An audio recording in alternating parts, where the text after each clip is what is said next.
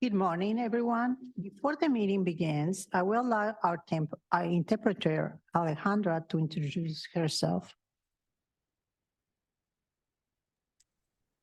Hello, good afternoon. This is an announcement from the interpreter. To use the interpretation feature, please scroll to the bottom of the Zoom screen where the meeting controls are. Click on the interpretation icon, the world, and select English as your language. If you are joining through the Zoom mobile app, cell phone, tablet, etc., please press the ellipsis, then interpretation, and then choose your language. Finally, click on mute original audio to not hear the original Spanish flow in the background. Headsets are available for interpretation. If you are in the meeting room, please check out a headset from the receptionist in the lobby. Hola a todos, muy buenas tardes. Este es un aviso por parte del intérprete. Para poder hacer uso del servicio de interpretación, favor de desplazarse a la parte inferior de la pantalla de Zoom, donde aparecen los controles. Haga clic en el icono de interpretación, el globo terráqueo, y seleccione Spanish, español. Si está utilizando la aplicación móvil de Zoom, celular, tableta, etc., presione los puntos suspensivos, luego interpretación y luego el idioma. Si no desea escuchar el audio original en inglés en el fondo, por favor seleccione Mute Original Audio, que es silenciar audio original. Contamos con auriculares disponibles para el servicio de interpretación. Si se encuentra en la sala de reunión, favor de pedir auriculares con la recepcionista del vestíbulo y bienvenidos. Oh, thank you. Welcome to the September 19, 2023 SSTAC meeting. My name is Alex Warner, and I will be acting as chair for today's meeting. Before we begin, we will ask our clerk, Tessa, to confirm quorum and conduct a roll call for members' attendance. Thank you. Good morning. We do have a quorum for this meeting. And did you want me to do roll call? Yes. I'm sorry, I didn't hear. Okay. For special interest voting member, Ted Kagan. Here. Sharon Beckus. And Clyde Kohler. At-large voting members, Todd Shaw. Here. David Jackson. Here. Marissa Lucero. Here. Alex Warner. Here. Todd Lordson. Here. San Diego Center for the Blind, Kimberly Taylor. Travelers Aid Society of San Diego, Marcy Rourke. Options for All is absent. The Arc of San Diego, Matt Maurer. Here. Jewish Family Services, Christine Stensberg. Here. And Marilyn Greenblatt. Here. Fact, Sophia Hughes. Here. And Fact Seat A is absent. MTS Fixed Route, Brian Killian. Here. And Paratransit, Jay Washburn. Here. And NCTD Fixed Route, Mary Valderrama. Here. And NCTD Paratransit is absent, and that ends roll call and confirms the quorum. Thank you, Tessa. There will be some changes to our agenda order today. We will be taking item 5 out of order at the beginning of the agenda so that we can elect a new chair and vice chair to lead the meeting. Before we begin with our agenda items, I would like to review the meeting process for both the working group members as well as members of the public who wish to participate. For members, when would you like to speak, please raise your hand and we'll call on by name. The public also may provide live or virtual comments during today's meeting. If you are in the room and would like to provide comments of an item, please submit a speaker slip to the clerk. This can be found at the back of the room. If you are joining us via Zoom, please use the raise hand function on Zoom. You will be called on by your name or last 4 digits of your phone number. The clerk will call on in-person commenters first, followed by those online. Do any members of the working group have any questions before we continue? No. Seeing none, let's begin our first item, which will be the item 5.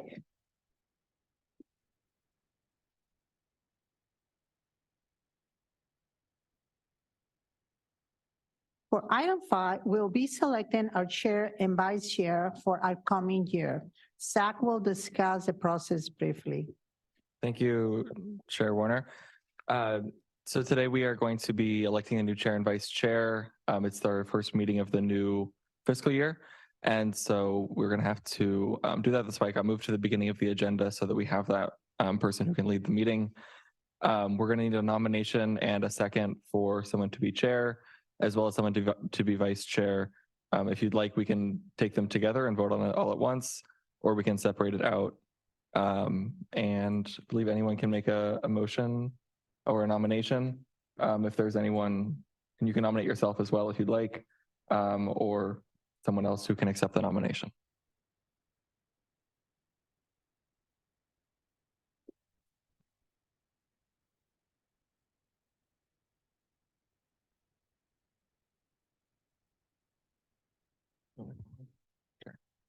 Hi, Chair.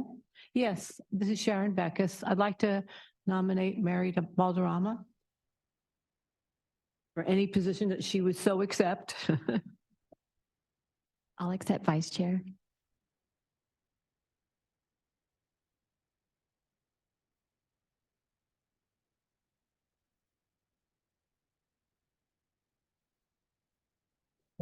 Madam Chair, Ted Kagan, and I'll nominate myself for vice chair. So you nominate yourself, Ted? Yourself? Yes. Okay. I nominate Chair Warner to continue to be chair. Thank you, Mary. Do you need seconds on those? I second Chair Warner and second Mary for vice chair.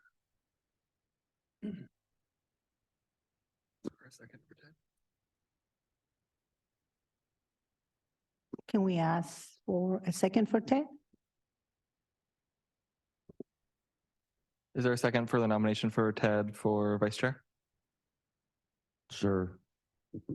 Could I ask one of the motions, the makers of a motion, to combine both the chair and vice chair in the same motion and the same second? If they could take that friendly amendment, that would make the vote easier and more clear for the public. So there's 2 nominations for vice chair. Only one of the nominations for vice chair received a second. They both did. Okay, I didn't hear the second for both of them. Okay, so then we'll do, so now you have 3 motions on the table?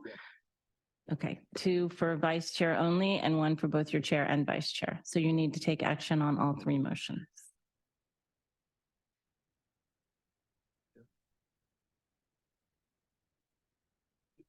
Can I just jump in? Yeah. So sorry, I missed half of it, but did Mary and Ted both get nominated for vice chair? And Alex for chair. Yes. Right. But Mary doesn't really want to be vice chair. She doesn't have to be.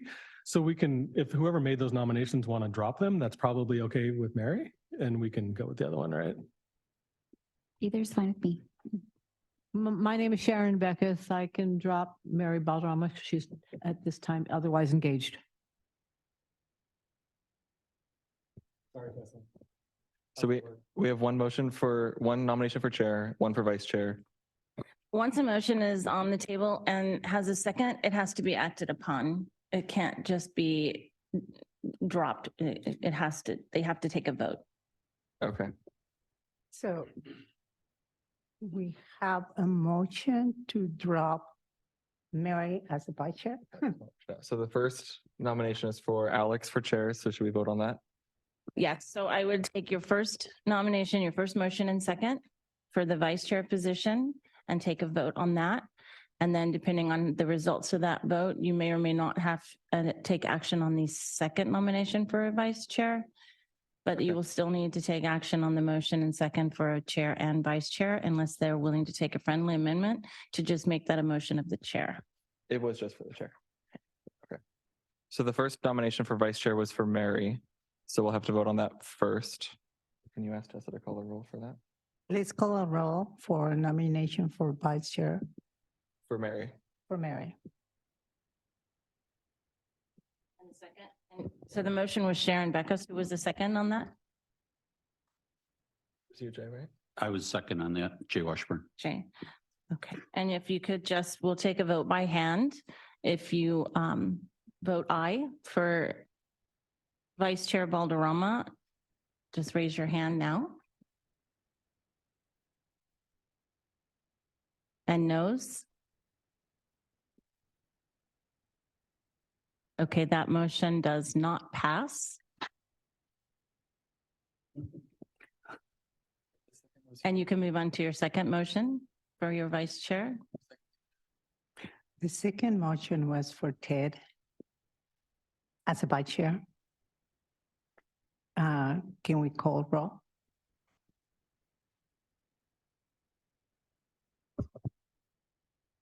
And I'm sorry, I did not, it was the motion made by, Made by Ted and seconded by David Jackson and that's for vice chair position, for Ted Kagan.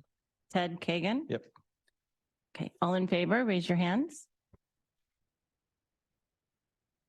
And any opposed?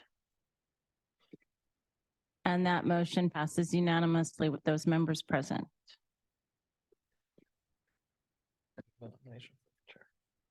Nomination for chair. That was me, Alex Warner. And then you had a final motion for the position of chair. Yep. Nominated Alex Warner. Mary made the nomination, right? Mary made the nomination and Jay seconded. And then we'll roll call for nomination for chair. All right. So for the position of chair, Warner, Alex Warner was nominated. And all those in favor, please raise your hand. Any opposed? And that motion passes unanimously with those members present. Congratulations. Thank you, Tessa.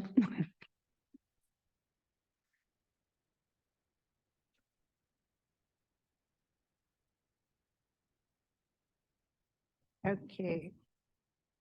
Well, we'll congratulate ourselves. Thank you so much for those. But congratulate the vice chair for the upcoming year. We're looking forward to continuing to work with all you for another year. We can now move on to our next item and back into regular schedule. Item 1, public comments and member comments. SANDAG staff will also provide a staff update during this item. Are there any agenda public comments? I would also like to note that if you wanted to make comments on item 5, I did not see any hands raised at that time. And I see no public comments on non-agenda public comments, item 1. Thank you, Tessa. Seeing no further public comments, we will move on to member comments. Do any members have comments not related to today's agenda items?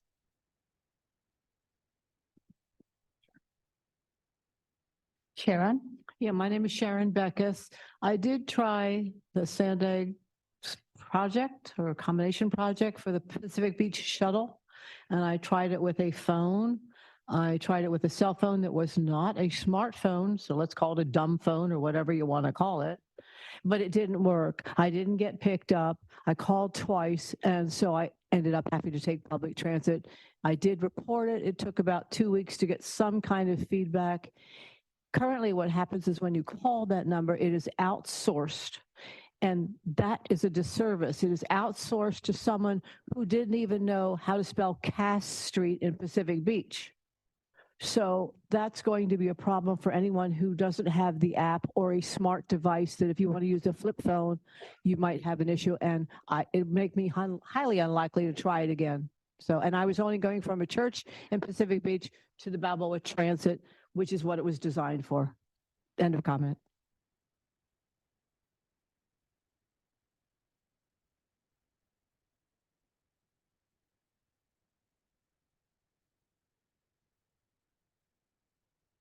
Thank you.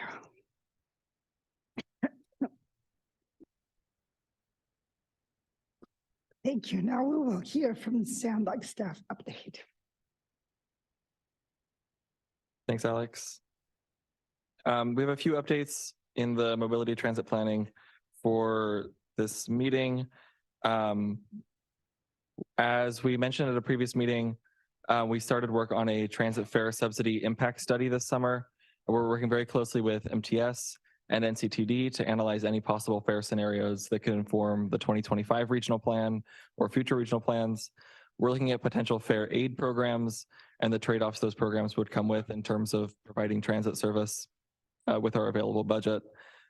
The project team is going to come up with 10 potential scenarios, from means-based discount programs, continuing or expanding the Youth Opportunity Pass, and increasing frequency on transit routes. This project is working with our local community-based organizations to work with the public and gather input. We're going to be presenting to the Social Equity Working Group later this fall, and I'll let you all know at SSTAC when we're holding public pop-up events in the communities and presenting to the working group so that you and your communities can participate and provide some feedback. And we can probably also get a presentation scheduled at SSTAC if that's something that you all would be interested in.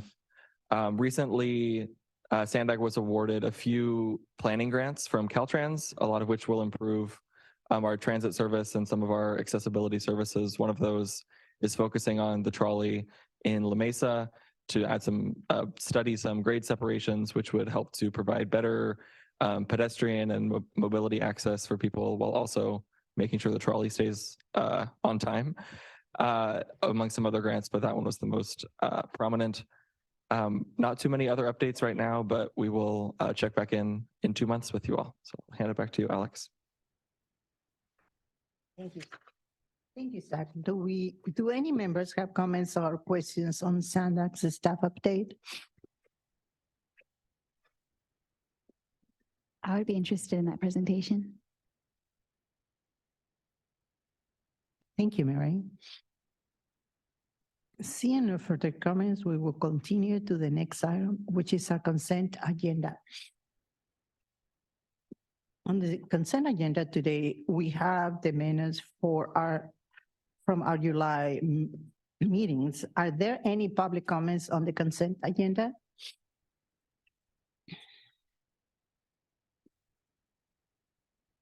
There are no public comments on this item. Seeing none, are there any comments or questions from the members? If not, I'll entertain a motion to approve the consent agenda.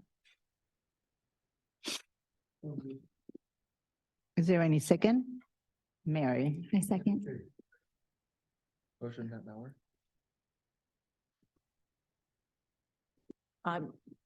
On the motion to approve the minutes. That hour. Make the motion. Yes. Yeah. All those in favor, please raise your hands. Any opposed? Any abstentions? And that motion passes unanimously with those members present. Thank you. Moving on to the next item. Item 3, we will hear from SANDAG, Sam Sanford and Marisa Manga, Senior Regional Planners here are at SANDAG with an update on a regional safety planning program. Thank you.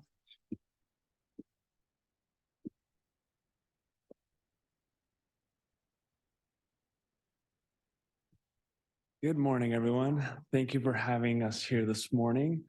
So Marissa and I are here today to present the kickoff of 2 significant planning efforts.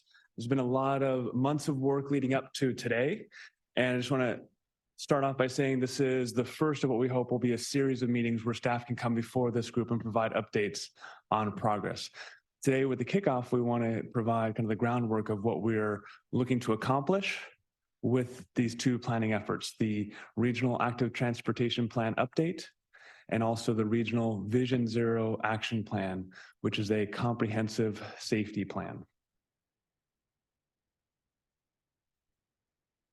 All right, so I like starting this off by thinking about where we want to arrive at with these planning efforts, and that's a transportation system that allows everybody to arrive at their destination safe and sound, regardless of essentially incorporating universal design, all ages and ability within our transportation system. The tools we have within our toolbox to kind of make that a reality are really projects, programs, and policies. Those are kind of the broad buckets we work with, the broad toolboxes we work with, in order to identify which projects and which programs should move forward. That's the planning effort that we're undertaking right now. And so we're pulling these together and we'll end up developing these two plans. We're presenting jointly because safety is a key element that unites both. For both the active transportation user, those are walking, riding, rolling along our transportation system, safety is a key concern. And for the Vision Zero plan, safety is the focus of that plan altogether. So it actually worked out very nicely that these plans were aligned in their development process and were able to work together and have kind of joint benefits or syncing of their efforts. So starting off with the Vision Zero Action Plan, this started back in December when the board of directors essentially adopt the resolution for Vision Zero, seeing Vision Zero as a way forward for safety in our region and directing staff to develop a plan, find resources to implement it. So that's what's been going on in the interim, and where we are today is leading up to it. But where are we in the realm of safety? How are things going? Chances are people in this room have been reading the news. It's not a great condition right now. It's a growing problem. So during the pandemic, when people were, many people were staying at home, there was lower traffic. There was a big hope that there would be lower fatalities on our roadways. However, we saw the opposite to be true, that there actually were more fatal crashes and more serious injury crashes despite having lower traffic on our roadways. Part of the reason is that people were driving faster as a result of having lower congestion, and that faster speeds was more energy. So when there were crashes, they were higher severity. So then the hope was, as we got back into typical driving patterns and commute patterns and doing our chores or getting our errands done, that we'd improve again. But unfortunately, 2022 and what we know of so far of 2023, we are on 20-year highs for the number of fatal and serious injury crashes on our roadways. So as traffic has come back, high speeds remain when there is space for people to increase their speeds. So it's an ongoing problem and a growing problem. And it's somewhat a uniquely an American problem. When we look at our peers, other countries across the world that are developed, have similar either traffic volumes, or even when we control for the amount of traffic or we control for population, we see that the United States is somewhat outstanding in this category, and not in a good way. In our state and our county, so looking at the top chart, we see fatalities, I should say, statewide. And going back to 2011 to the most recent final year of data, 2020, we can see kind of a steady increase. This chart would continue kind of the same way back to about 2008, 2007. And prior to that, there was also an increase. So we've been trending the wrong way for quite a while. And in our county, it's very similar. As we get to smaller areas like our county, or if we looked at one city, we see these bars move a little bit more frequently up and down just because of variation in the data, but the trend is going in the wrong direction. So what are we going to do? So we've been fortunate enough to be able to plan or to partner with 3 other agencies. We're partnering with the City of Vista, the La Jolla Band of Luiseno Indians, and Caltrans. And with this partnership, we're going to be developing 3 safety plans. One that'll cover the entire region, similar to how the traveling public sees the transportation system. When we are riding or rolling, we don't think of, oh, I'm on a Caltrans right-of-way right now, and then I cross a stoplight, and now I'm on a city or the county. We just travel. And that's how the Regional Vision Zero Action Plan is going to look at the transportation system. Just doesn't matter who owns it. We're going to just look at what the history of crashes are, what the conditions are, and what are ways to improve it. The City of Vista and the La Jolla Band of Luiseno Indians, they're going to take a deeper dive into their particular areas to come up with safety solution recommendations. So they're going to be able to look at a much finer detail than we will at a regional scale. And those will serve as models for other tribes or cities should they wish to pursue similar planning efforts. I should note that there are some, like the City of San Diego already has a Vision Zero action plan. So there are some cities that have already done this kind of work. We're setting up models for other mid and small cities and tribes that can do and continue that type of work. And then Caltrans was a significant help on this effort, both in expertise and their time, and also in match funds for a grant that SANDAG received from US DOT called Safe Streets and Roads for All. And what we're going to develop with those grant funds and in that plan, first will be an existing conditions report. So understanding where crashes are occurring on our roadways, how frequently, what are the contributing factors, what are the types of crashes, the solutions we would need for a rear end crash or a location that has frequent rear end crashes will be very different solutions than an area that has broadside crashes. So we need to identify that information, find out where it's occurring, and the frequency of those. Once we have that information, we can go on and develop something called a high injury network. And I put an example on the slide from our planning neighbor to the north, the Southern California Association of Governments, because they've developed a few of these, and we're borrowing many of their insights as we move forward. But a high injury network is a way of prioritizing your funds, of knowing where to put our finite dollars to advance safety. On their network, is significantly large. They found that 65% of all their fatal and serious injury crashes occurred on only 5.5% of their network. So as opposed to dealing with tens of thousands of roadway miles, they can focus on that 5.5% that cause the majority of crashes. So we'll be developing something like that here to find out where to focus our resources. Along with that, we'll have recommendations, safety solution recommendations that will take into account equity, historical experience, obviously the high injury network aspect of it as well, and also finding those high impact, low cost solutions as much as we can find them. A prioritized list will include not just projects, but we'll look at programs and policies as well. And programs and policies are critical because they can have quicker impact than actually building out a concrete solution. And they can have significant impact because if they're regional in focus, they can help everyone simultaneously. And then lastly, we'll have plan templates stemming from the work at the City of Vista and the La Jolla Band of Luiseno Indians. And with that, I'm going to turn it over to my colleague, Marissa, to go over the Regional Active Transportation Plan update. Thank you, Sam. So our agency is also embarking on updating our Regional Active Transportation Plan, which was last adopted in 2010.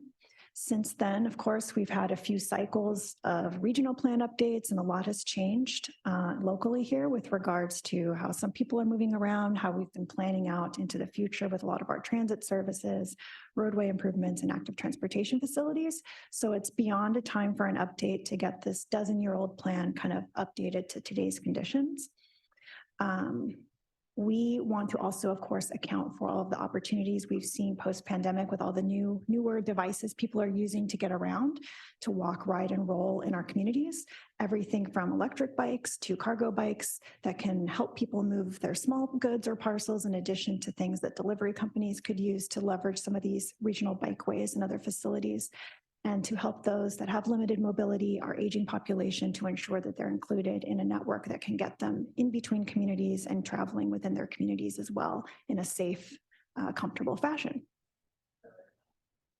And so taking a look at some of the early data and some of the mapping that we've done from our last regional plan, if any of you were involved with the shaping of our last regional transportation plan, we had identified about 30 different regional mobility hub areas, as shown in the map on the left. The pink kind of blobs you see on the map are those 31 different community areas where we assume there will be a higher concentration of transportation services like transit, shuttles and fleets, bikeways, and all of those types of facilities to support movement in and around the communities and connections to and from transit.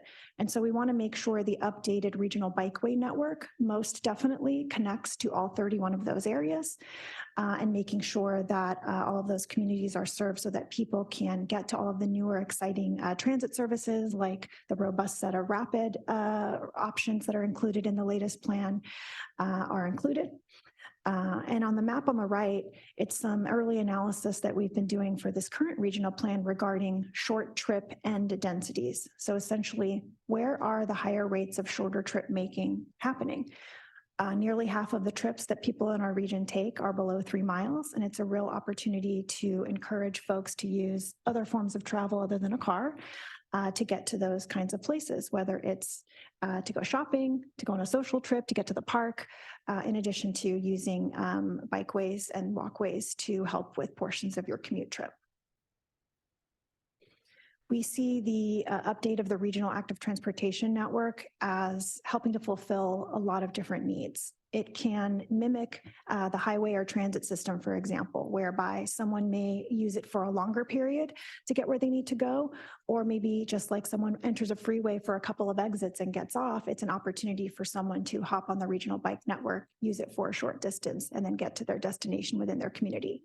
There's a lot of value in encouraging more folks to use active transportation to get to work, especially as our devices are electrifying and have farther reach and allow people to get to places in a way that they weren't able to consider in the past.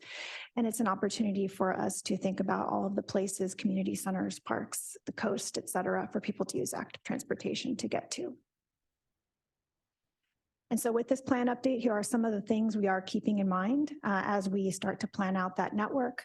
We'll come back, of course, to get feedback and provide updates on how the network is shaping, but we really want to think beyond just the work trip for some of these options. Commutes only account for about 1/3 of our trips in general, so there's a lot of places we're going where we can consider active transportation to play a role. We need to coordinate closely with Sam's team on the high injury network development and compare our findings with his so that we can have a cohesive approach to providing for a safer way to move around by walking and rolling.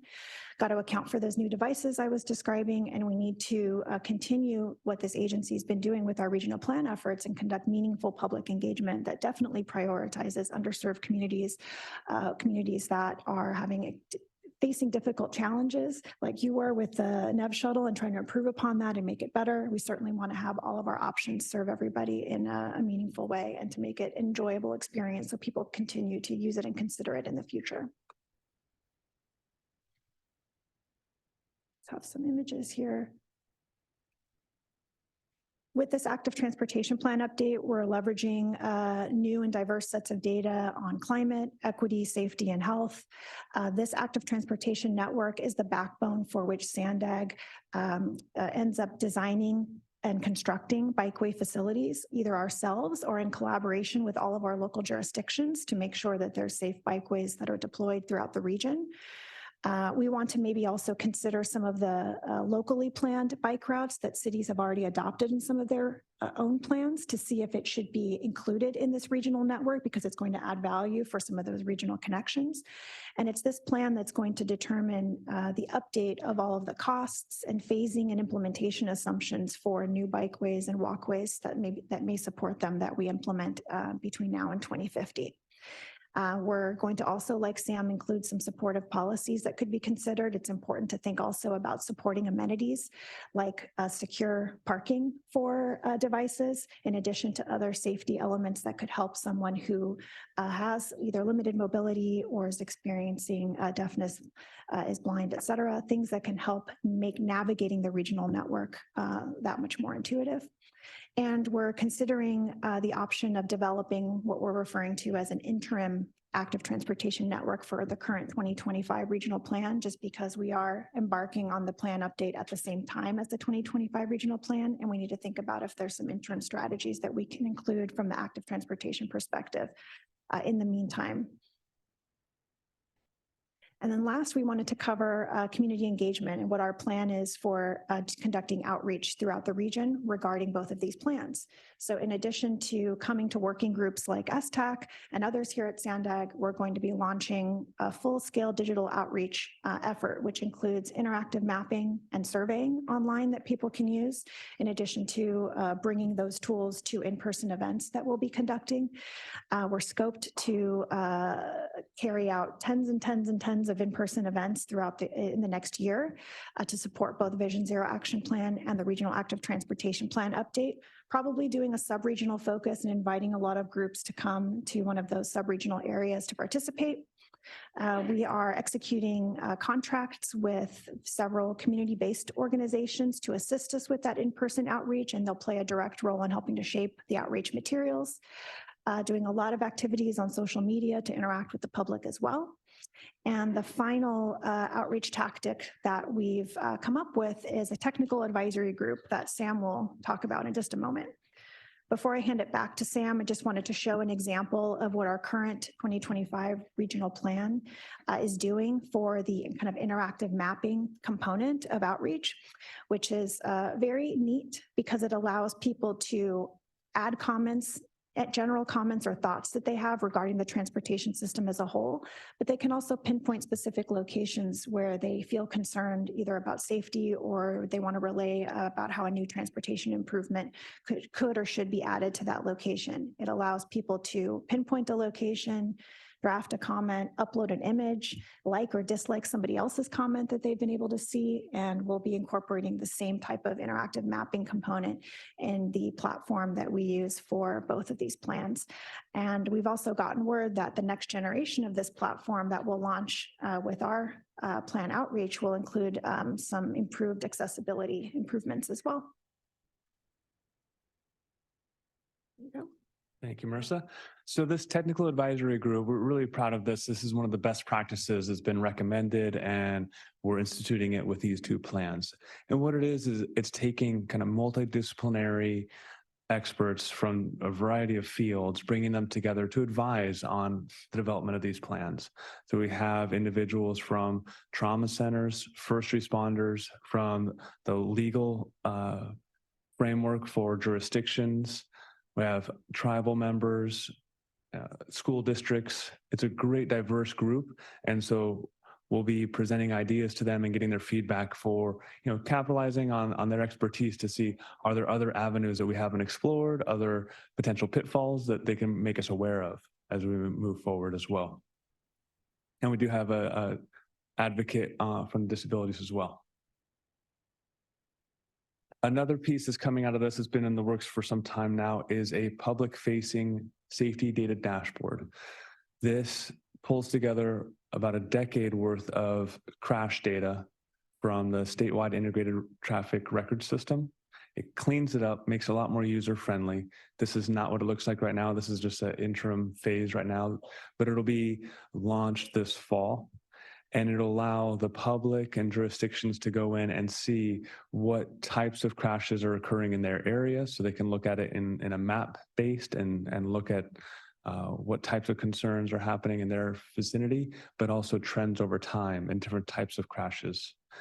The idea of this came from kind of an economy of scale, where instead of having 18 jurisdictions and the county and 18 tribes, each downloading data, cleaning it up, and then doing analysis for it, as a region, we can do it once and then allow everybody to have access so they can actually take that information, make decisions, and, if they find that there is a need, apply for grant funds for safety solutions. And also on the transparency side, this is a key piece to track how we're doing, to make sure we're moving in the right direction. And if we're not, that keep on changing and working to advance in that direction. Some key next steps in both these efforts are, first, the high injury network. That's going to be coinciding with additional data analysis in this fall. And then we're working on having a draft regional active transportation network in the spring of 2024. The Regional Vision Zero Action Plan is slated to be done by May 2024, so spring 2024 as well. And that aligns with some grant opportunities, and that's why we're really pushing. It's a very quick time frame in the realm of transportation planning, but we're trying to get it done in order to make the entire region eligible for a particular grant source, the Safe Streets and Roads for All, which helps fund this effort. And then last but not least, stakeholder outreach is ongoing throughout all this process. The regional active transportation network will continue through the calendar year of 2024. And with that, that concludes our presentations. We'd love to take any comments or questions you may have.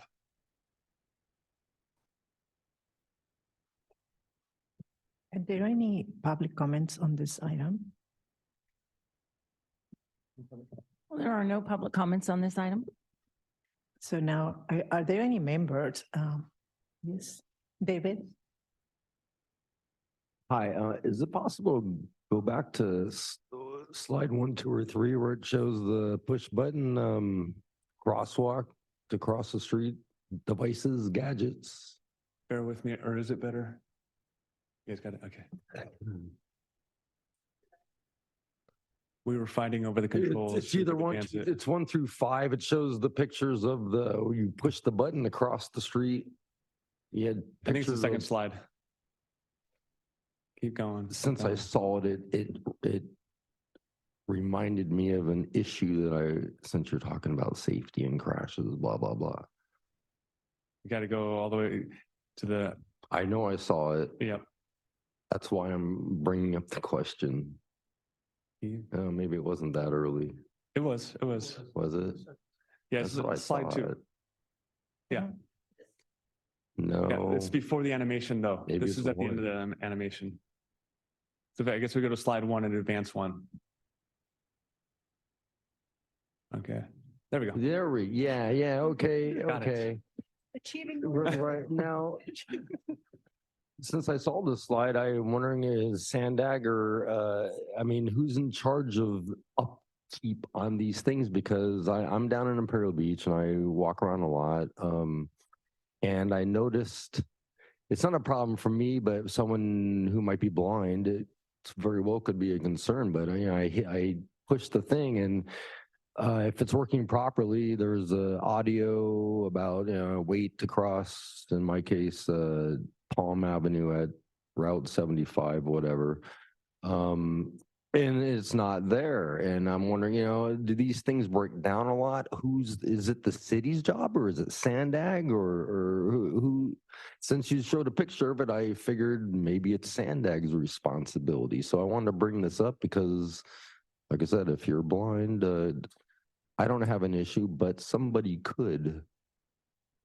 Yeah, it's a great question. Who's in charge of these button things? The old, and I guess this is a newer one because the older ones are the little bubble things and they don't make a sound whatsoever. So I'm assuming this is an updated version.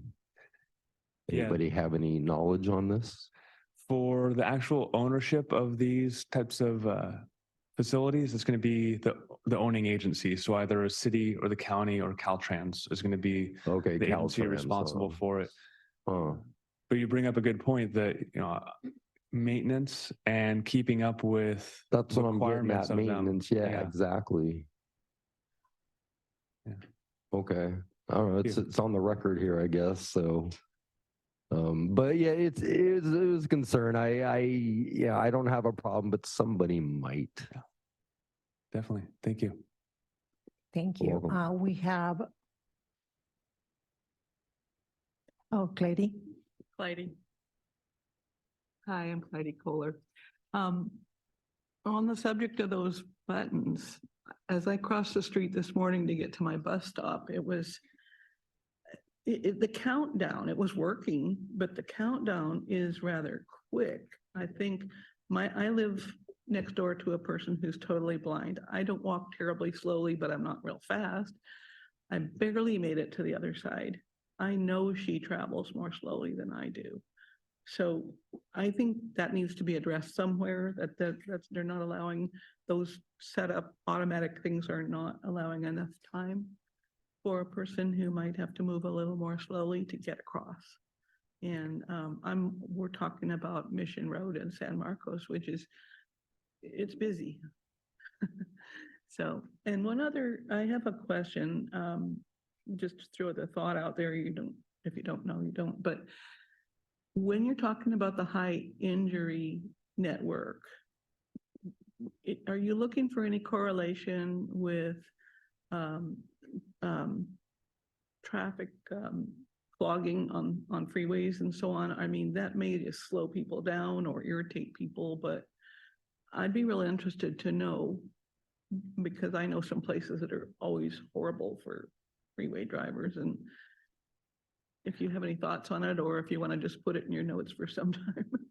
Yeah, we'll definitely correlate the traffic volume with the crashes, because there's going to be some roadways that have very little volume, like not many vehicles going down them, and having a few high severity crashes would raise the interest in that area.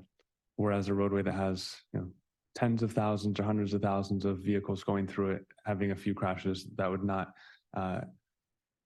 we want to normalize or control for the amount of traffic going through it, but I don't think that gets to what you're thinking on the congestion, right? The slowing down of traffic. In particular, and this is not the only place, but on the 78 between Escondido and say about on the way toward Vista, it's dreadful.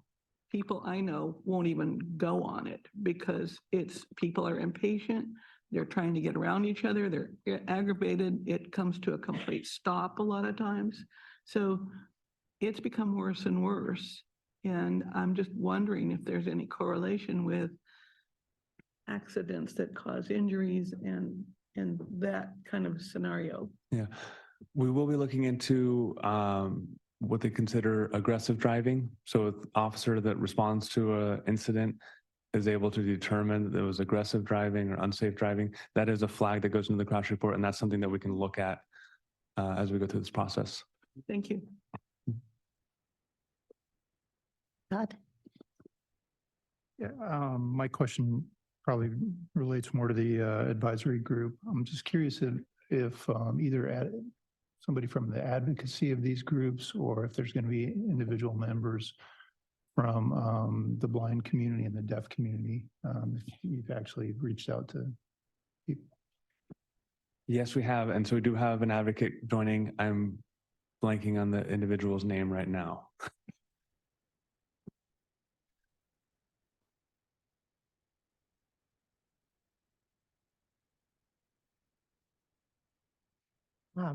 Sharon?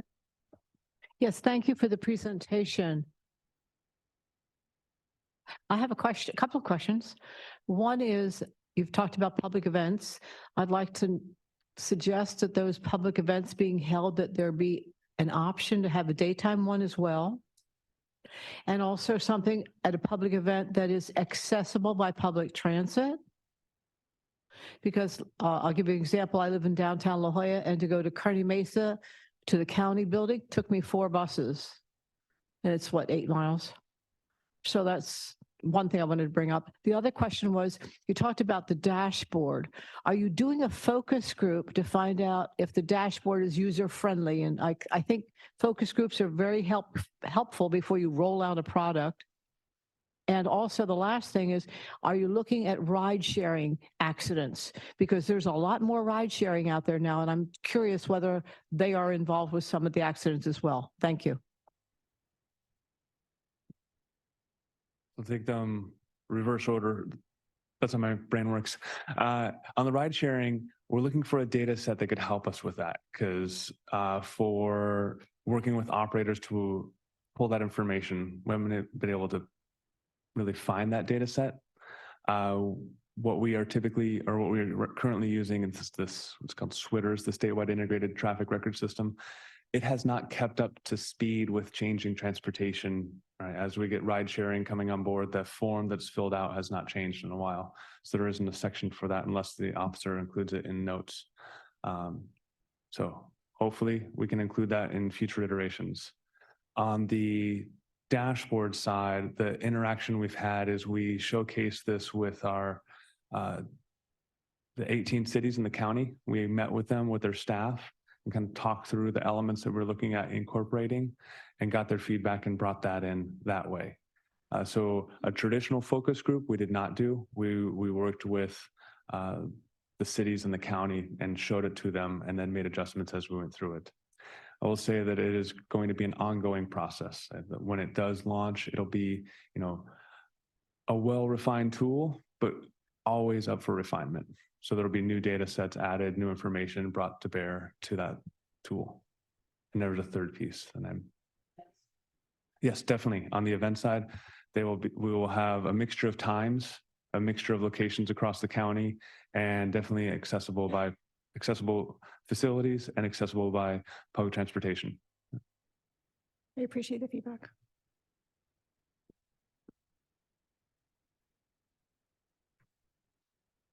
Marisa? Hi, yeah. So I just was curious, the TAG advisory group, is that a public group that anyone can join and you have meetings, or is that something that you guys are doing internally?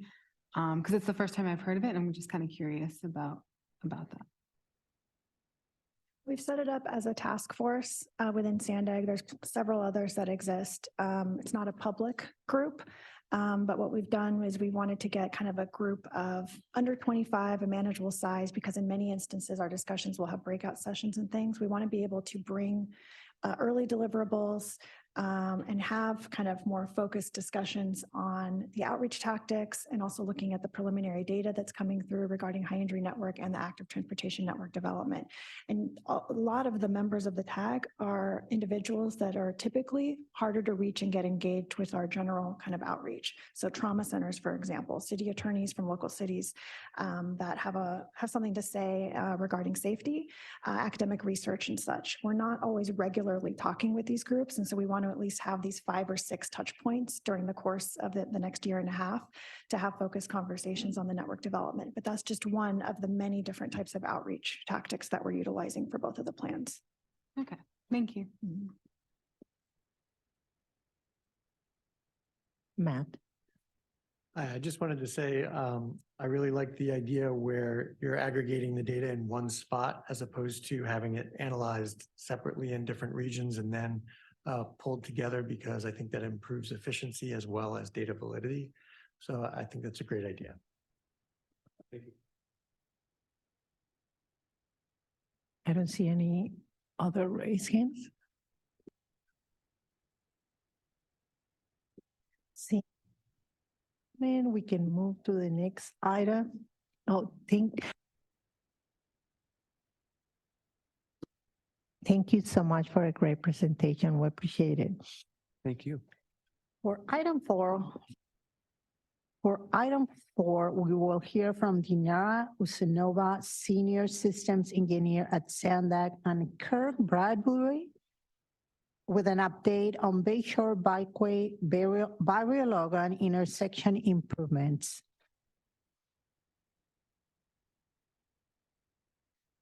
Good morning, and thank you for introduction. Today, we'll be discussing Bayshore Bikeway Barry Logan Phase 2 Intersection Improvements Project.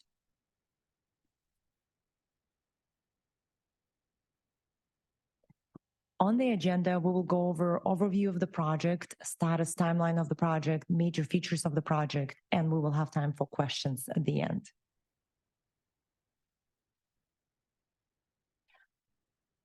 On this slide, you can see the timeline as well as the limits of the project for Bayshore Bikeway Barry Logan Phase 1. That stretches along Harbor Drive between Park Boulevard and 32nd Street. And construction for Phase 1 started in March 2022 with an estimated completion date in March 2025. For Bayshore Bikeway Barry Logan Phase 2 Intersection Improvements Project, you can see the limits on the slide as well. And this slide shows you that majority of the improvements would be occurring at several intersections such as Sampson Street, Schley Street, and 28th Street. The tentative approximate construction timeline is between March 2025 and March 2026. For Phase 2, the majority of the funding comes from combination of Regional Active Transportation Program grant, also known as ATP, as well as Transnet.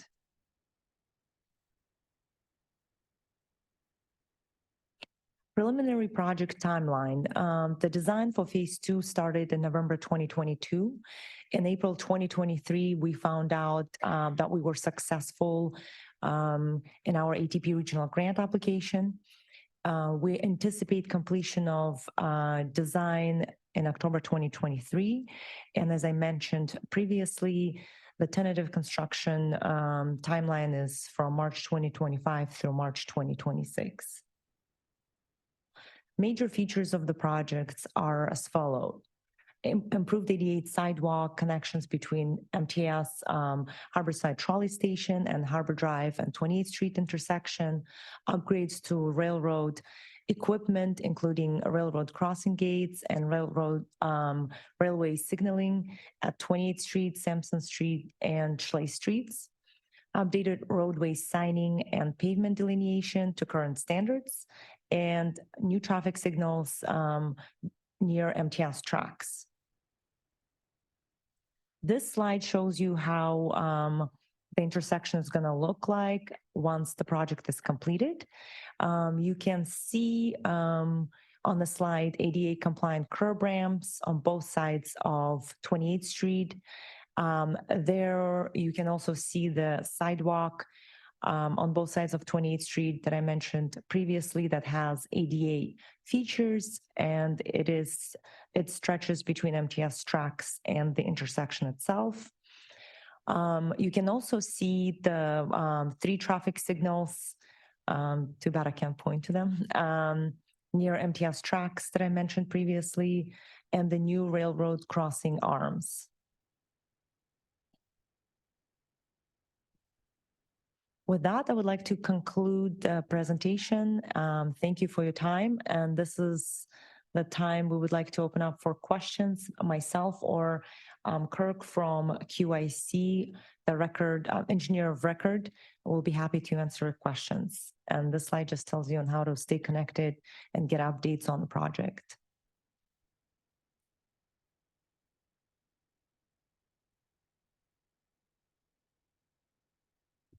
Are there any public comments on this item?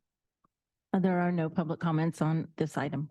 Are there any members' comments or questions on this item? Please raise your hand at this time. This is a discussion item, so members. Hello, Jay. Good morning. Thank you for the presentation. Just Jay Washburn with MTS. One question we've had, because we've run into this in several situations with disability transport, is being able to get to the curb in situations where we need to access and pick up people with disabilities, and the bike lanes being there. Is there delineators or anything that's going to be as part of these bike lanes, or a separation, or Any type of specific separation from the street traffic to the bike lanes? Within the area here, go back to the cover drive intersection, there is a separation between the class 1 bike lane, which is under construction right now, so cover drive, and the vehicle lane. And the separation is either between either the curb and gutter or it's an asphalt concrete type. So there is a clear delineation between the vehicle lanes and the class 1 bike. Okay, thank you. Kurt, can you make sure to turn your mic on if you have another question to answer? Thank you. Any other member comments? Seeing no further comments. Oh, Mary, I'm sorry. No worries. And thank you, Jay. My question's kind of building on yours. So just to clarify, so the lane is separated from traffic with a barrier. Will the buses for paratransit and fixed route still be able to board passengers? Will there be like a raised level between the curb and the sidewalk curb for passengers to cross onto the bus, or what's the plan there? Thank you. Yeah, so there's currently no MTS service on Harbor Drive. All of the transit operations are utilizing the MTS trolley along Harbor. All right, sorry to chime in again. The concern is though with paratransit service, we have to operate within 3/4 of a mile of any fixed route bus or trolley location. So you're talking right here at a trolley station. So by law, we have to pick up someone if they request the paratransit service. And again, this is something we've run into even in downtown areas with some of the bike lanes is we've had to enter some of those bike lanes with delineators or whatever with the access buses to gain curb access to be able to load and unload passengers. We had to do an MOU actually with the city in regards to those operations because bike lanes are great, but in certain areas they're compromising the ability for the disability community to access the vehicles. I just want to bring that up here because I think it's something that SANDAG really needs to take into consideration in any designs and any bike lanes that they add and look into that to make sure that it's not creating a barrier to access to the disability community and those paratransit rides. Yeah, sure. This sounds like a good topic. And honestly, I'm not familiar with it, but I would like to know more. Are there MTS design guidelines that would be applicable here? There are not. This is a newer issue. And again, we don't do bike lanes. Our main thing is though to be able to have that ability to access the curb to pick up individuals with disabilities. And by law, again, we have to provide that service within 3/4 mile of any fixed route transit access point. So we just run into situations where bike lanes have compromised that ability in downtown areas. And so this is something that's a little bit newer that's been coming up. But I just wanted to, when I saw this, I wanted to bring it up for discussion. And I'm glad to take a sidebar on this with you and discuss it further if you'd like. So I would. Thank you. Hey, Jay, what's an MOU pickup? MOU is a memo of understanding that we put with the city basically saying that we will enter bike lanes with the access buses and we will pull to the curb in those situations. The city acknowledging that by ADA, we have to be able to do that. And basically our memo understanding was, you know, we will enter and exit in as short a period of time as we can, safely entering and exiting the bike lanes. But the fact that we will have to obstruct bike lanes in certain situations is very long discussion with the city. They were very receptive to it. It was a good collaboration, because their first comments was, well, can't you go around the corner and pick up on, a side street or around the block? And I was like, well, we don't know if the person can travel that far.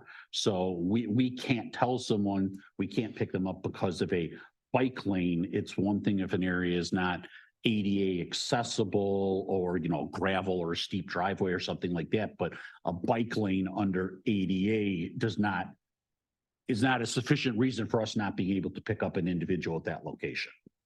So thanks. Any more comments from the members? Seeing no further comments, we can move to the next item Which, item 6 is a discussion item regarding unmet trusted needs. SAC will provide an update. Thank you, Chair Warner. As we had at our last meeting, we are making efforts to more effectively understand and address the region's unmet transit needs. So we're going to continue taking comments regarding unmet needs at each STAC meeting, as we've been discussing. So during this item, we can take comments from working group members and the public on any additional unmet needs that should be addressed. And staff here will work to direct the comments to appropriate contacts at all the various agencies for response and or action. Thank you for the update, SAC. Are there any public comments on this item? There are no public comments. Seeing no further public comments, are there any comments or questions from members regarding the unmet trusted needs? Yes, Sharon? Yes, the electronic signage everywhere, whether it's at bus stops or on the trolleys areas, they really need to be maintained. There's so many times they are not working. And since you're not putting public bus schedules on the waiting stops, on the benches, anywhere accessible, I rely on those electronic signage because I do not have Wi-Fi unless I'm in a free Wi-Fi area. So I'd like to see those electronic signage be updated and maintained. Thank you. Clary? Yeah, I just want to add to that.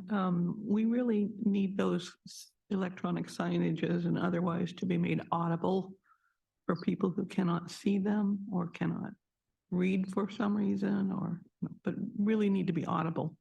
Have an option. Maybe you could go push a button or something. Thanks. Thanks. Any other comment from the members? Oh, Mary? Funding for making sidewalk and a lighting pad improvements for bus stops, which are 8 feet deep, 5 feet wide, and just help with coordination with cities and implementing that. Thank you, Mary. Sharon? Sorry, I have one more. I just was at a webinar yesterday about health and heat with Dr. Wooten, and we were talking about San Diego and how climate change is affecting us. I think we need more shelter bus stops to be implemented due to this climate change. Thank you. Thank you. Clyde again? There. Okay. I'm not sure where to bring this up, but I notice everywhere I go, mostly in North County, but also San Diego, how dirty, trashy, and stinky many bus stops are. Some of them smell strongly of urine. I really think, I know that's not, that I just understand that the bus services, the North County and MTS and so on, do interact with city agencies. And I think that should be brought up, that if you really want ridership, it doesn't feel safe to go into a place that feels like a ghetto. I'm sorry. Thanks. Mary?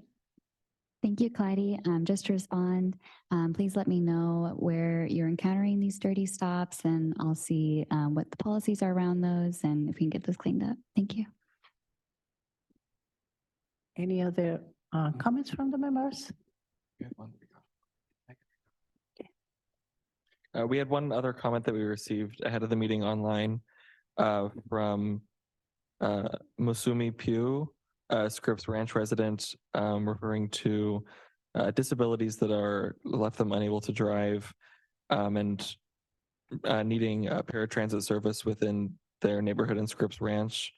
But unfortunately, there's no bus service in Scripps Ranch currently. And so the paratransit service is not available there. And they recommended adding Scripps Ranch into the MTS service area for folks who are elderly and have disabilities in that area. I also, Chair, excuse me, I have one hand that was raised after you called for public comments. If you would like me to go ahead and call this person, it's virtual. Yes, please, Tessa. Ethel Miranda, please go ahead. You were self-muted?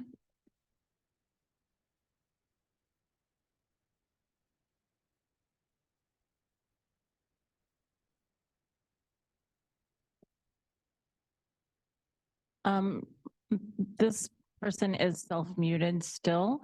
If you'd like to go ahead, Chair, we can try and call on her again later. Maybe try her again. She's had a site problem, so she's probably trying to connect.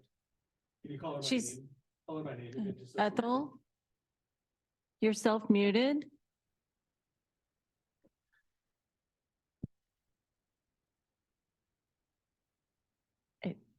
I'm not getting any response.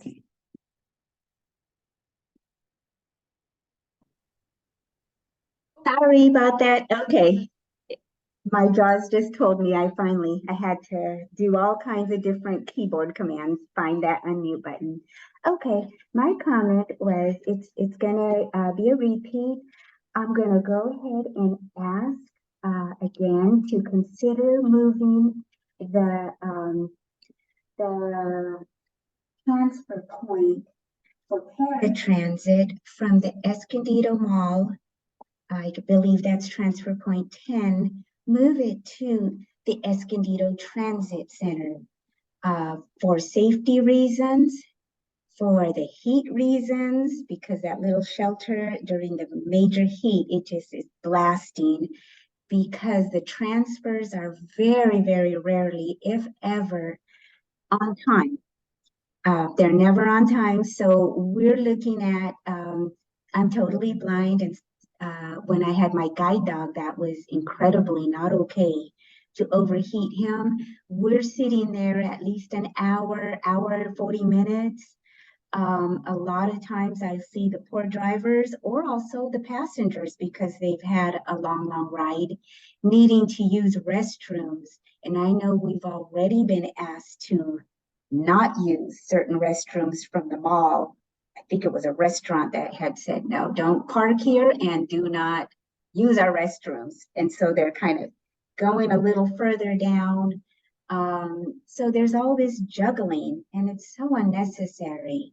If it could just be moved to the Escondido Transit Center, and then people would not be more inclined to use their DNLA, do not leave alone, for very good reasons.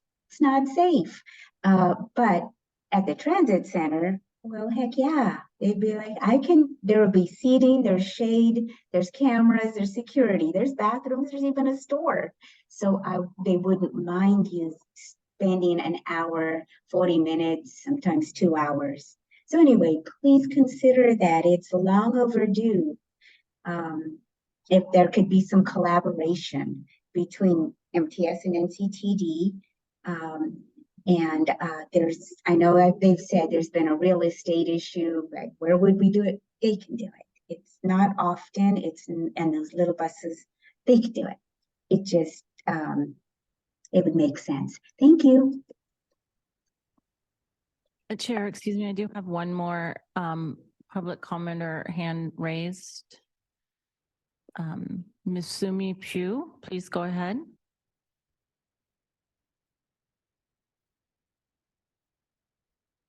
You are self-muted. There you go. Can you hear me? Yes, we can hear you. Hey, this is Mushumi Pugh. I think Zach took my question about extending the service area for MTS.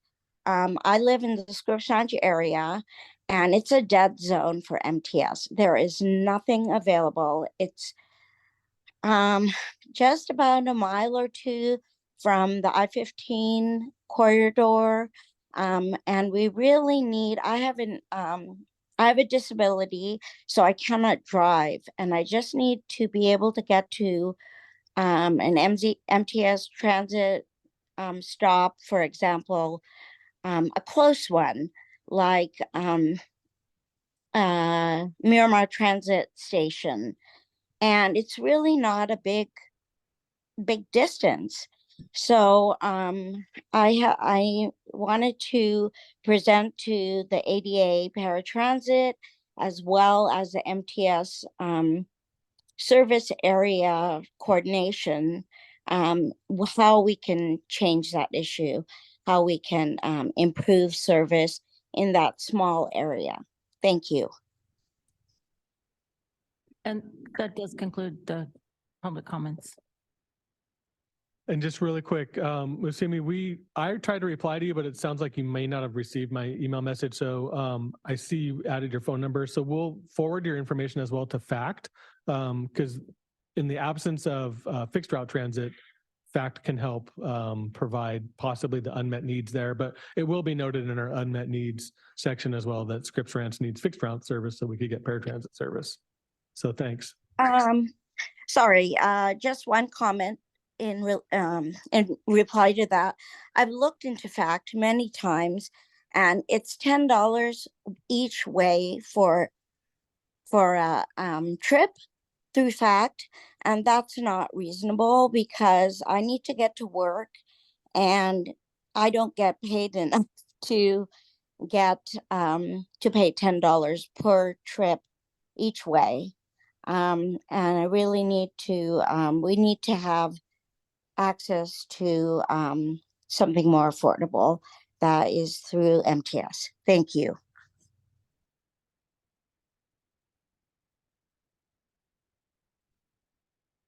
Thank you all for the discussions and comments. We can now move to our next item.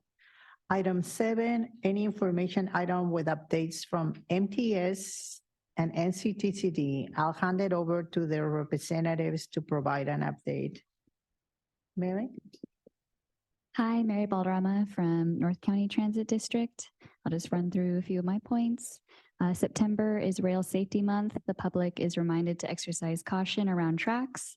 Our service change is next month. The Breeze 302 and 303 weekday service will be restored to 20-minute service frequency. And Breeze Weekend 302 and 303 will be increased as well.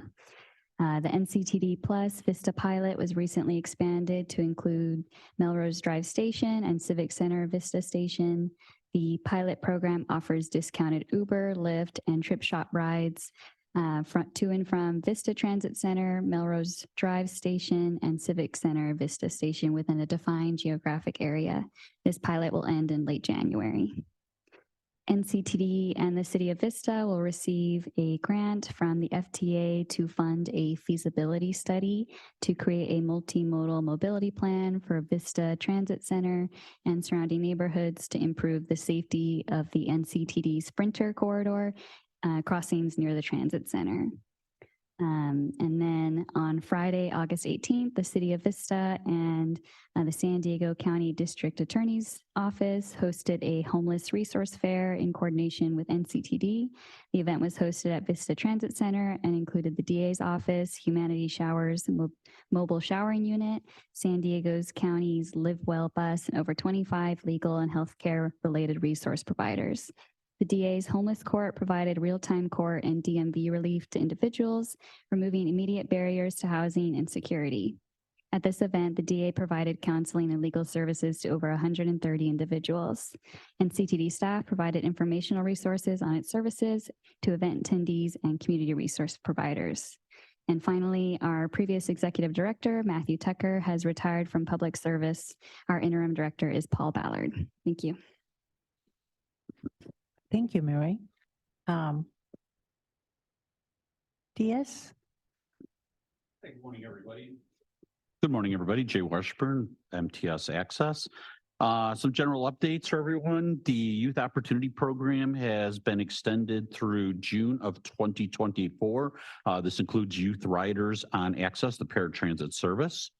Our ASAC committee, which is Accessible Services Advisory Committee, which is our counterpart to the SSTAC group here, is looking for some members for some new positions to fill there. We are looking for fixed route passenger with a disability or their representative. And applications are available online for that position. And we are also looking to fill a complimentary paratransit rider with disability and or their representative. So we are looking for some new people to join ASAC. So please, if you're interested, go out to the MTS website and you can find the applications for that. We are taking applications into October on those positions. We are going live. The notices were sent out last week, but MTS Access is changing the certification eligibility period from 3 years to 5 years. So just to clarify with that, it will be all new certifications as of October 1st. Anyone who is currently certified will still recertify at their regularly scheduled 3-year interval. And at that point, then their new certifications would be for 5 years. It's just a little too complex to try and switch everybody, at one time right now, but we will do that and make that transition over the next 3 years that everyone will be going to a 5-year certification. Little update, we had a little job action back in May and June. We did experience a 37-day labor work stoppage. I had a few more hairs before that. We were able to maintain a 60% service level, which may not sound tremendous, but it was a huge success and a very concerted effort by the First Transit Management team, the non-striking employees, and multiple subs, both taxi, U-Serve, which was brought in, numerous wheelchair accessible services that helped with us, FACT that helped partner with us on that, to be able to maintain that level of service.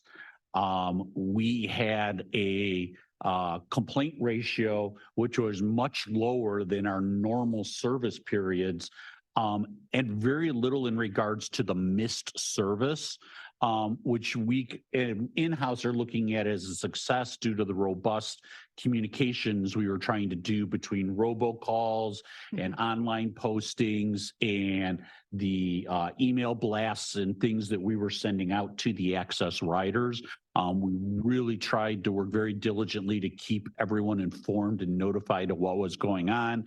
We're very honest with everyone about services and whether we might be able to get you to, but we can't necessarily guarantee we're going to get you from. And we wanted to be totally transparent with everyone, move as many people as we could, but not make promises we couldn't keep either. So we felt we were pretty successful in that aspect, returned to normal service in July, and everything appears to be going well. I mean, in October, we had in August, we had our highest monthly call count post-COVID.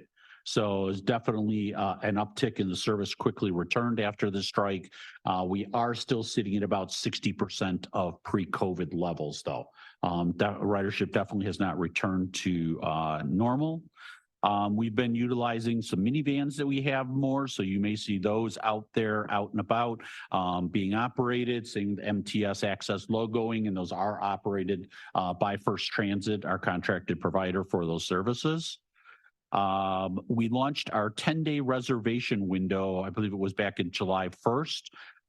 We were running some statistics on that, and we found when we went from the 2-day window to the 10-day window, as of last month, 45% of the trips are being booked in that 3 to 10-day window that we added. So definitely a lot of riders taking advantage of that, the ability to book trips earlier, not feel so pressured to have to book within that 48-hour window. So that appears to be a real successful and positive change for the access riders, giving them the bigger window, which was exactly what we intended to do there.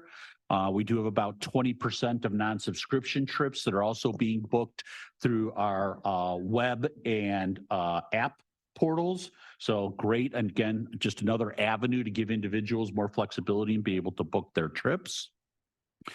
There was a workshop held in July regarding accessibility and use by disability community for our ticket vending machines. There was some definite feedback taken from that by our fair revenue departments. They are working with our vendors in regards to which of those items can be addressed. I'll be able to report back once they get some more detail on that, but some great feedback that came out of that meeting. And at just last week at our board meeting, the board of directors approved basically a 50% increase in the MTS Access Safety and Security Department. So there are going to be a lot more officers and security personnel coming out over the next few months and into the system to help with an increased presence out there. We've heard from a lot of surveys, a lot of groups, safety, security are number one, and we need to make sure that we're giving our riders and the public that feeling as a commitment again all the way up through our board of directors. So that feels a very positive change that people should be seeing a lot more presence out there. And then Brian will report on the fixed route system. You pretty much covered everything for me, Jay. I don't have much to report on fixed route at this time. You know, we entered a new service change early in September. Everything so far seems to be going well. We have some minor changes to routes 4, 8, 9, 10, 12, 13, 30, 41, 44. The 201, the 202, 215, 235, and the 854. At this point in time, everything seems to be running okay. We'll be looking at further changes, and I believe we have a October board meeting coming up, and we have a, was it an outreach in October? Public hearing. Public hearing in October. I don't have the date with me. Sorry about that. I'll say it next time. So at this point, I don't have anything else actually to add at this point. Are there any public comments for this item, on this item? There are no public comments. Seeing no further public comments, are there any comments or questions from members? Yes, Sharon? Thanks to MTS. I have noticed there's service alerts that are on the MTS website. I would like to be in a database where I could be notified on the routes that affect me so I can receive a notification. Because sometimes, and a perfect example is I was going to La Jolla Village Drive and they didn't go down by the VA because they were paving the road, but I never thought to go to the website for a one-day event. If I could just receive notifications, and that includes North County Transit too, in case there's some weird stuff coming up, I'd like to be notified and sign up to be in a database for the rides that I use, the routes that I use. That would be very helpful for me. So I don't know if that's can be affordable, but it would be nice to be notified for those events. Thank you. Thank you, Sharon. Sorry. I believe you can sign up. Sorry. I believe you can sign up for those on our website. On there for the individual. Sorry. No, have not been able to. Okay. I'll definitely look into that for you. I'll definitely look into that for you.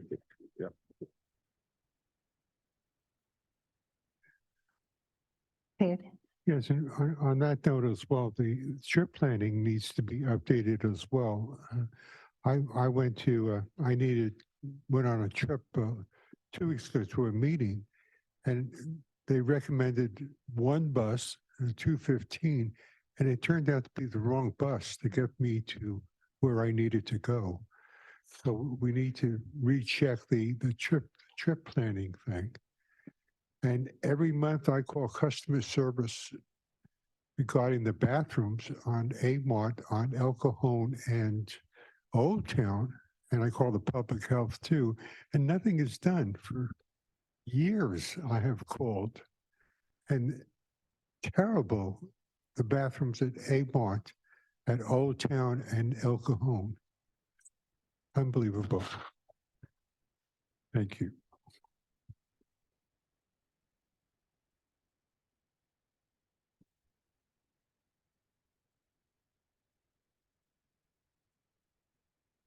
Thank you. Thank you for the updates. We can move now for our next.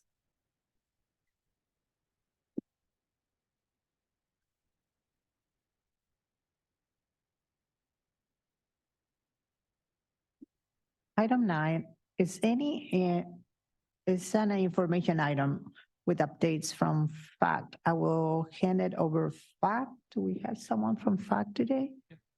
Yes. Hi. My name is Sophia Hughes. I'm new to FACT. I'm the grants manager. The CEO, Arun, could not make it today on short notice, so he apologizes for that and would like if I could ask to defer updates until the next meeting. Thank you and welcome to the meeting.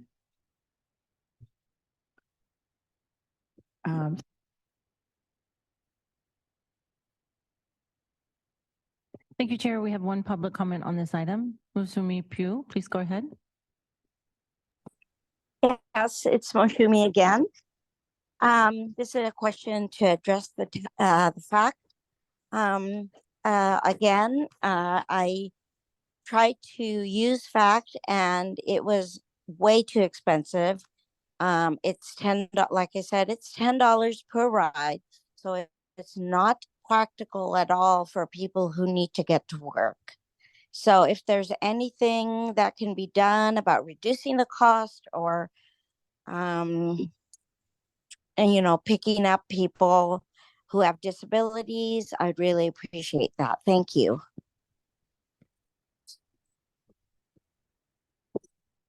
To respond to that really quickly, although I'm new, I would like to have Ms. Pugh's contact information that I can forward to our Director of Operations because we are interested in having that conversation regarding the fare and ways that we can work around that to be more accessible for riders. I have that, Sophia. I can send that to you. Any other public comments? Seeing no further public comments, are there any comments or questions from members? Okay. Thank you for the. Sorry, this is from a previous item, but could I have Ethel's contact information to ask her a little bit more about her paratransit transfer concerns? Thank you. Thank you, Mary. Thank you for the updates. We can move on to the next item, which is upcoming meetings. For our next regularly scheduled SSTAC meeting will be Tuesday, November 21st, 2023 at 10 a.m. With that, I'll adjourn until next meeting. Thank you everyone for coming.